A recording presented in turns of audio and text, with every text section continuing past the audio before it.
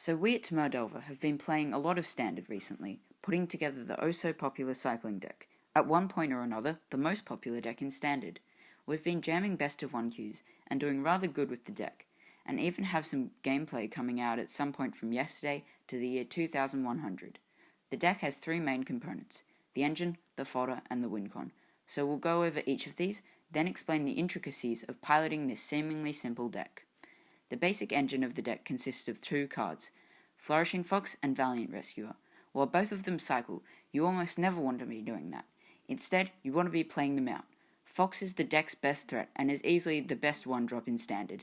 It grows and beats better than anything else. However, Fox is weak to removal. That's where Rescuer comes in. It goes wide, spamming the board with an army of 1/1s. The conditional clause is awkward, but it's still solid. It is weak to wipes, though. We also run 4 of the Dranith Stingers and Healers, cards that help us get incidental damage or stabilize against aggro, but can also double as fodder for the cycling train. Speaking of fodder, that's the rest of the deck. Only one of the cheap cyclers are actually relevant, and that's Go for Blood, which can be an occasional piece of interaction, something the deck really needs. For the rest, it doesn't matter, but you want to have about 18 cyclers in total, not including the Stingers and the Healers. Then we have undoubtedly the best card in the deck. It's big, it's bad, it's Zenith Flare. Creature removal, Wrath Protection, and Wincon all in one. Board got wiped, Flare. Whiffed on your Cycle Storm, Flare. Big creatures got you down, Flare. It's undoubtedly very strong and probably shouldn't have been printed the way it did. A deck with just Zenith Flares and Cyclers would be good. It's absurd. And finally, we've got good old Lurrus. He's not the best, but there isn't anything we miss out on. And the incidental power of buying back a Fox or a Stinger is great. And hey, 3/2 lifelink is pretty damn good, but trust me, you won't need him half the games.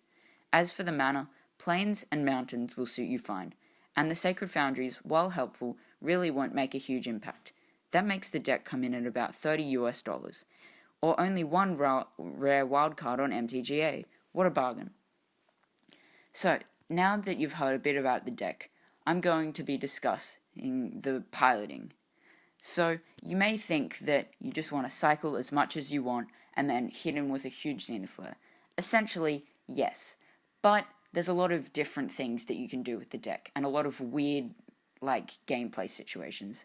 First off, just the fact that Flare can hit creatures and planeswalkers is really good.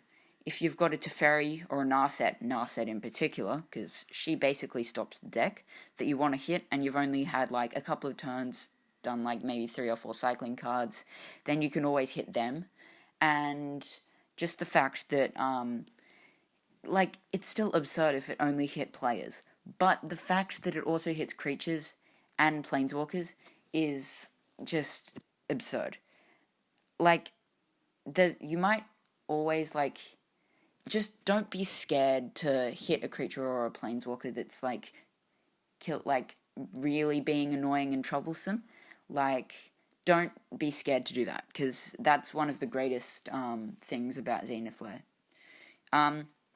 Next, the fact that you could splash blue, and the deck would still be good, because, you can occasionally, draw the 4 from the Boon of the Wishgiver, and then refill your hand on cycling cards if you've, cycled a lot and whiffed on a bunch of lands, or even, just played out your hand instead of cycling at all. That's a way you could do it.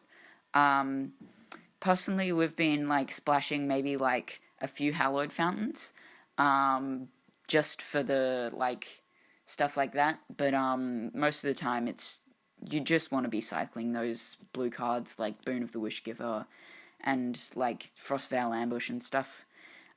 Next part is there's lots of fun interactions. There's a lot of the time where the opponent has, 16 life, and you have a Zenith Flare for, 12, and they're swinging in for, lots of damage. Most of the time, you wouldn't really want to block them with, your Stingers and Healers and Foxes and Rescuers, but a lot of the time, you, in that situation, you're gonna block as much as you can, so a lot of your stuff can die, and then you can Zenith Flare them for the win. That's one of the fun interactions we've had while grinding on Best of One. Some others are Lurus obviously is pretty fun, especially when you consider that both are like, it's not just the one card you're using. It turns into discard this card, get a bunch of cycling effects, draw 2 cards, because essentially you can play that out with Lurus again if it's one of your stingers or foxes or rescuers.